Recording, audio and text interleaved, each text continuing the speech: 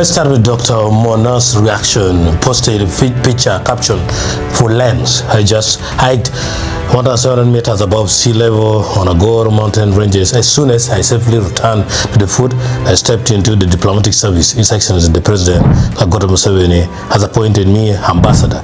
I thank him very much for the opportunity to serve again.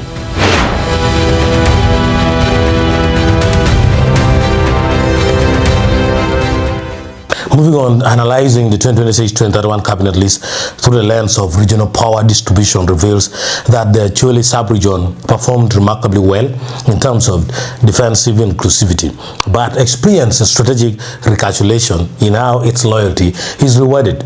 Rather than going ground in high-budget, infrastructure-heavy commercial ministries, Acholi's reward comes in the form of institutional gatekeeping and structural consolidation within the heart of the executive. First and foremost, inclusivity structural firewall in the office of the Prime Minister in terms of pure members and tactical placement. President Museveni has effectively anchored the office of the Prime Minister using seasoned and fast-rising Acholi leadership. The OPM anchor, with Honorable Engineer Hilar Onek maintaining his position as Minister for General Duties and Honorable Lidiana Bay running the high visibility state portfolio for relief, disaster preparedness and refugees, the sub-region holds immense administrative sway over how government programs are coordinated nationally. While looking at the regional firewall, the appointment of Honorable Beatrice Akello as the Minister of State for Northern Uganda directly answers local demands for homegrown oversight.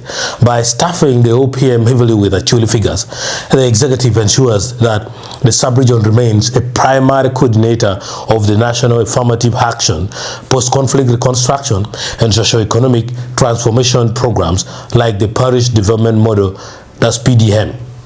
Well, secondly, let's look at reward, intellectual, capital, and ideological trust. The major reward for actually shifting political dynamics over the last 5 years is the retention of Honorable Norbert at the helm of the Ministry of Justice and Constitutional Affairs.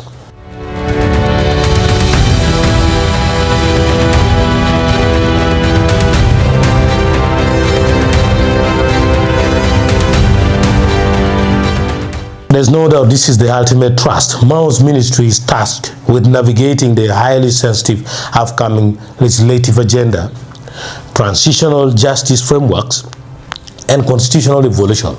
Rewarding a top intellectual from the sub-region with the nation's legal and constitutional steering wheel shows that the state values actually for high-level ideological alignment, not just local vote mobilization. Now, the inclusion of specialized voices, like retaining Honorable Achan Joyce Okenyi, the State Minister for Disability Affairs, ensures that Acholi's representation spans across specialized interest groups, giving the sub-region a consistent voice in national social safety nets. Well, thirdly, the structural downgrade, what Acholi lost. Despite these major wins, a critical high reveals that the sub-region lost ground in specific highly influential arenas. To begin with, the loss of executive proximity, the biggest hit to the region's immediate executive influence, is the exit of Honorable Dr. Kenneth Omona from the domestic cabinet. Moving him from State Minister for Northern Uganda to the diplomatic service as an ambassador is a classic gilded exile. While prestigious, it removes a highly trusted, fast-rising Acholi technocrat from the immediate day-to-day corridors of domestic power and local patronage distribution. Another thing that I cannot miss saying is the missing from the money and martial portfolios. While Acholi secured critical administrative and legal slots, it remains completely locked out of the core money ministries, that's finance, energy, trade, and top-tier martial dockets, defense, internal affairs, full minister. The massive financial and security checkbooks remain concentrated elsewhere.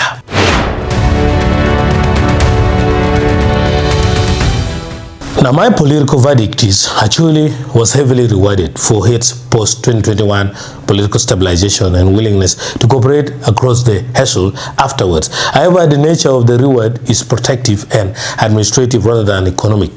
The sub-region has been given the keys to manage government machinery, OPM and justice, but must still negotiate with other regions when it comes to direct infrastructure capital.